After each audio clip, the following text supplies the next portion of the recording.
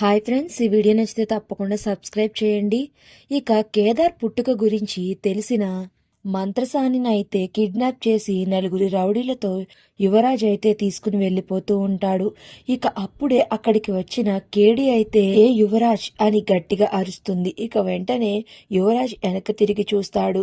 నిషికి gun గురిపెట్టి కేడి నుంచుని ఉంటుంది. ఇక అది చూసిన యువరాజ్ అయితే ఒక్కసారిగా షాక్ అయిపోతాడు. నువ్వు మర్యాదగా ఆ మంత్రశానిని ఇటువైపు పంపించు, లేకపోతే దీని తల పుచ్చకాయలా పేలిపోతుంది, ఎక్కువ టైం లేదు అని కేడి అయితే బెదిరిస్తూ ఉంటుంది. ఇక చేసేది ఏమీ లేక పో అని యువరాజ్ అయితే ఆ మంత్రసానిని వదిలేస్తాడు. ఇక ఆ మంత్రసాని వస్తూ ఉంటుంది. ఇక నిషిని కూడా వదిలేస్తారు. ఇక నిషి కూడా యువరాజ్ దగ్గరికి వెళ్ళిపోతుంది. నిషి నీకేమీ కాలేదు కదా అని అంటూ ఉంటాడు యువరాజ్. ఇక నిషిని అయితే తీసుకుని వెళ్ళిపోతాడు. ఇక మంత్రసానిని కూడా తీసుకుని కేడి ఇంకా జేడి అయితే వచ్చేస్తారు.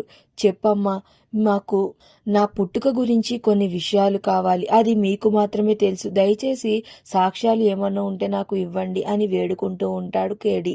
ఇక అప్పుడు అది అంతా విన్న మంతసాని అయితే, ఏంటి నువ్వు సుహాసిని దేవి గారి కుమారుడివా అయితే అని ఆ మంత్రసాని కేదార్ యొక్క బటన్స్ తీసి తన గుండెల మీద ఉన్న స్వస్తిక్ గుర్తునైతే చూసి, ఈ గుర్తు నీ గుండెల మీద ఉందంటే నువ్వు సుహాసిని దేవి అమ్మగారి కొడుకువే,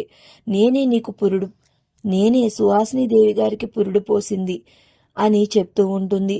ఇక అప్పుడు అది విన్న జేడీకేడీలైతే, ఈ స్వస్తిక్ గుర్తు లాంటి పుట్టుమచ్చలు కాదమ్మా, ఏదైనా బలమైన సాక్ష్యం ఉంటే చెప్పు, ఖచ్చితంగా తెలుస్తుంది అని వేడుకుంటూ ఉంటారు.